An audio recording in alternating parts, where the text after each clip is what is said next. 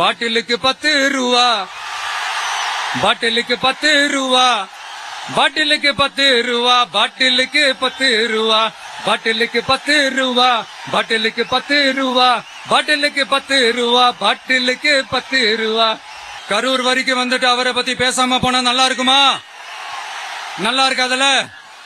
எதுக்கு சுத்தி வளைச்சுக்கிட்டு ஸ்ட்ரைட்டா விஷயத்துக்கே வருவோம். இந்த கரூர் மாவட்டத்தில் ஒரு மந்திரின்னு ஒருத்தர் இருந்தார்ல, இப்ப ஒரு மந்திரி இல்ல, ஆனாலும் மந்திரி மாதிரி. நான் யாருன்னு உங்களுக்கு சொல்லிதான் தெரியணுமா என்ன? ஒரு க்ளூ ஒண்ணு கொடுக்கலாமா? பாட்டிலுக்கு 10 ரூபா, பாட்டிலுக்கு 10 ரூபா, பாட்டிலுக்கு 10 ரூபா, பாட்டிலுக்கு 10 ரூபா, பாட்டிலுக்கு 10 ரூபா, பாட்டிலுக்கு 10 ரூபா, பாட்டிலுக்கு 10 ரூபா, பாட்டிலுக்கு 10 ரூபா. இப்ப ரீசெண்டா கரூர்ல ஒரு விழா ஒண்ணு நடத்தினாங்களே, அது என்னப்பா 30 பேர் விழாவா? 30 விழா, சாரிப்பா கன்ஃபியூஸ் ஆயிட்டேன். அந்த விழாவில் மாண்புமிகு சிஎம் அவர்கள் இந்த மாஜி மந்திரியை பத்தி உச்சி மேல தூக்கி வச்சு மெச்சினதெல்லாம் நம்ம காதால கேட்டோம் இல்லையா?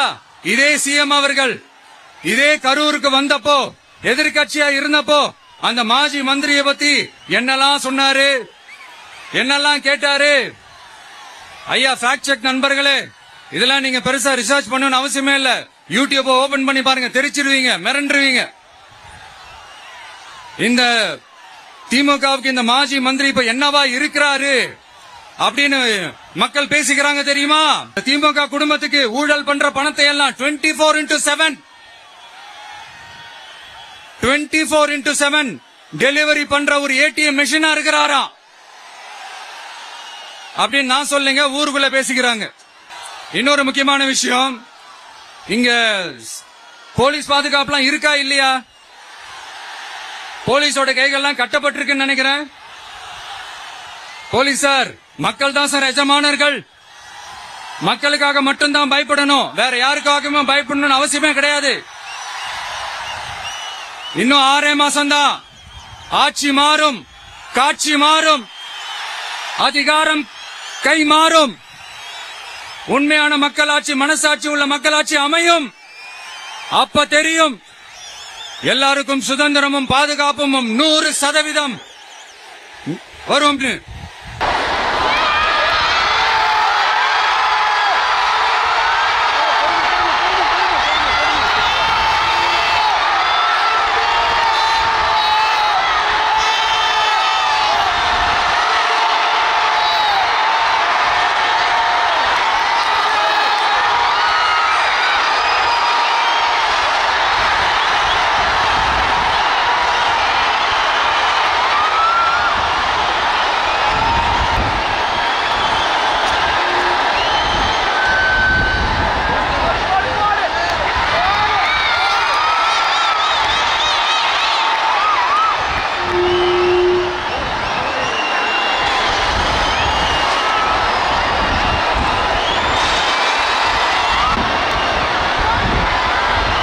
நான் பேசுறது நல்லா கேக்குதா? ஏன்னா காலையில நான் பேசும்போது நான் பேசுறதே ஒரு 2 செகண்டுக்கு அப்புறம் தான் எனக்கே கேட்டுச்சு. Hello hello hello hello hello கேக்குதா? இல்ல காலையில நான் பேசும்போது நான் பேசுறதே எனக்கே ஒரு 2 செகண்ட் கழிச்சு தான் கேட்டுட்டு இருந்தது. அதனால கொஞ்சம் கன்ஃபியூஸ் ஆயிட்டேன்.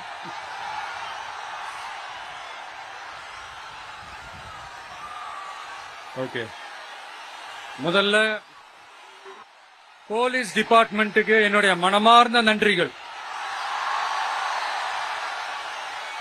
அவங்க இல்லனா அந்த பைபாஸ்ல இருந்து இந்த ஸ்பாட்டுக்கு என்னால வந்திருக்க முடியுமான்னு எனக்கே தெரியல.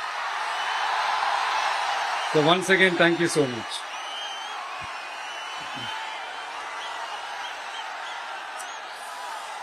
கரூர் அமராவதி ஆத்தங்கரையில இருக்கிற ஒரு ஊரு. அது மட்டும் இல்ல, இங்க ரொம்ப முக்கியமான டெக்ஸ்டைல் மார்க்கெட் ரொம்ப ஃபேமஸ், எல்லாருக்குமே தெரிஞ்ச ஒரு விஷயம் தான். அந்த மாதிரி கரூரை பத்தி பெருமையா சொல்லிக்கிறதுக்கு நிறைய விஷயங்கள் இருக்கு. அதுல எந்த மாற்று கருத்துமே கிடையாது. ஆனா இப்ப ரீசன்ட் டைம்ல பாத்தீங்கன்னா இந்தியாவிலேயே கரூர் அப்படின்னு சொன்னாலே ஒரே ஒரு பேர் தான் ரொம்ப ஃபேமஸா ஜொலிக்குது. அதுக்கு யார் காரணம்?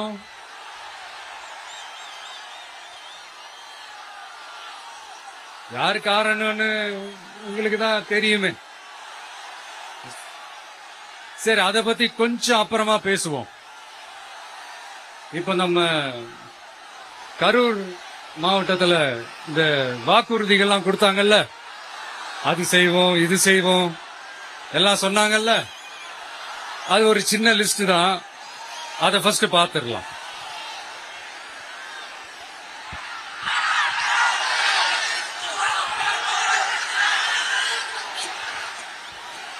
இந்த கரூர் மாவட்டத்தில்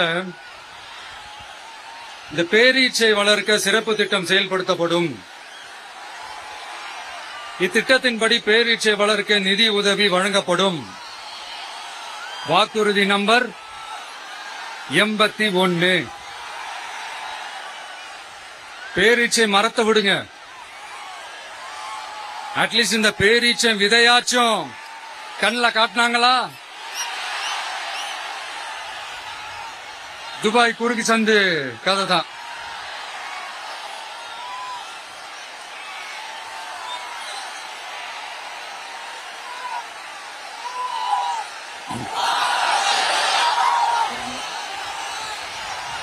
போறீங்களா? அடுத்து இன்னொரு வாக்குறுதி இருக்கு. கரூர் விமான நிலையம் அமைக்க நடவடிக்கை எடுக்கப்படும்னு வாக்குறுதி நம்பர் 448. ஆட்சியே முடிய போகுது. 4.5 வருஷம் முடிஞ்சிருச்சு. இப்ப போய் ஒன்றிய அரசு கிட்ட அமைச்சர் போய் கோரிக்கை வைக்கிறாரு. என்னன்னு? ஏர்போர்ட் கட்டணும்.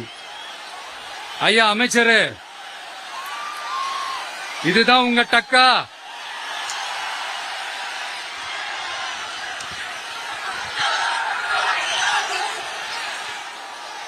கரூர்ல விமான நிலையம் வந்தா போறீங்களா சார்? போயிடுங்க. அதான் கேட்டேன், அப்பவே கேட்டேன், போயிடுங்க. நண்பா கொஞ்சம் வழி விட்டுருங்க. நண்பா கொஞ்சம் வழி விட்டுருங்க.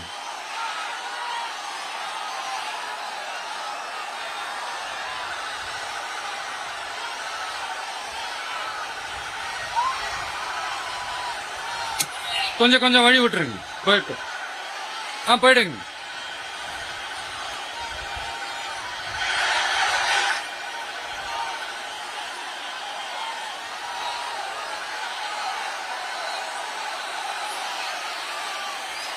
Super super super.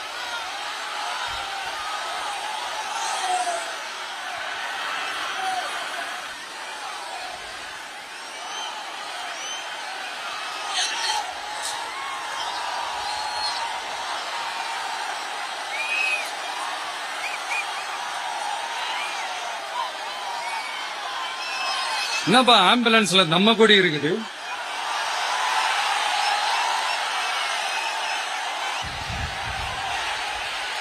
ஏர்போர்ட் கட்டுறத பத்தி சொன்னேன் இல்லைங்களா?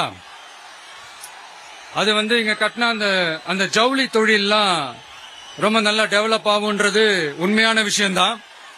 But at the same time இந்த பரந்தூர் மாதிரியே இந்த மக்கள் பாதிக்காத வண்ணம் அந்த இடங்களா பார்த்து அந்த ஏர்போர்ட் கட்டினா இன்னும் நல்லா இருக்கும். அப்புறம் நம்ம கரூர் பிரச்சனைக்கு வருவோம்.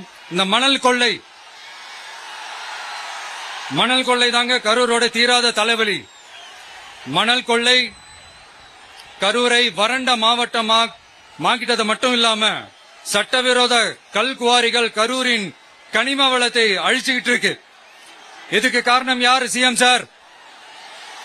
11 மணிக்கு பதவி ஏத்துக்கிட்டா 11:05 மணல் கொள்ளை அடிக்கலாம்னு ஓபனா சொன்னவங்க தானே உங்க ஆளுங்க. 2026 மணல் கொள்ளை அடிக்கிறவங்க கிட்ட இருந்து அதுல வர்ற பணத்தை வச்சு தமிழ்நாட்டு மக்களை விலைக்கு வாங்கிடலாம்னு கனவு காண்றவங்க கிட்ட இருந்து நம்ம காவிரி தாய்க்கும் கரூருக்கும் விடுதலை வேண்டுமா வேண்டாமா? கிடைக்கும், கவலைப்படாதீங்க. தமிழ்நாட்டின் 3வது பெரிய ஏரி இங்க இருக்கிற பஞ்சப்பட்டி ஏரி. அதோட பரப்பு 1000 ஏக்கருக்கு மேல. அந்த ஏரி நல்லா இருந்தா விவசாயம் செழிப்பா இருக்கும். விவசாயம் செழிப்பா இருந்தா மொத்தமா பல லட்சம் குடும்பம் சந்தோஷமா இருக்கும். ஆனா பல வருஷமா அது சீரமைக்காம அதுக்கு தண்ணி வர்ற வழிகளை சரி செய்யாம போட்டு வச்சிருக்கிறாங்க இந்த ஆட்சி செய்யறவங்க. நம்ம ஆட்சி, அதாவது உங்க ஆட்சி வரும் அன்னைக்கு இந்த பஞ்சப்பட்டி ஏரிக்கு உயிர் வரும். உங்க முகத்தில் நிம்மதி சந்தோஷம் எல்லாம் திரும்ப வரும். ஜவுளி தொழில் கரூர் நகரை வளர்த்தெடுக்குது. இருந்தாலும் மக்கள் பாதிக்காத வண்ணம் ஜவுளி தொழிற்சாலைகள் இருந்து வெளியேறிய கழிவுகளை சுத்திகரிக்க அறிவியல் பூர்வமான நடவடிக்கைகள் எந்த அரசும் எடுக்கவே இல்லை என்ற கவலை மக்கள் கிட்ட இருக்கு. இதை தீர்க்கக்கூடிய பிரச்சனைகள் எல்லாம் அலசி ஆராய்ந்து உண்மையாகவே நாம அவற்றை முன்னெடுப்போம். தேங்க்யூ நண்பா. கான்பிடண்டா இருங்க, நல்லதே நடக்கும், வெற்றி நிச்சயம்.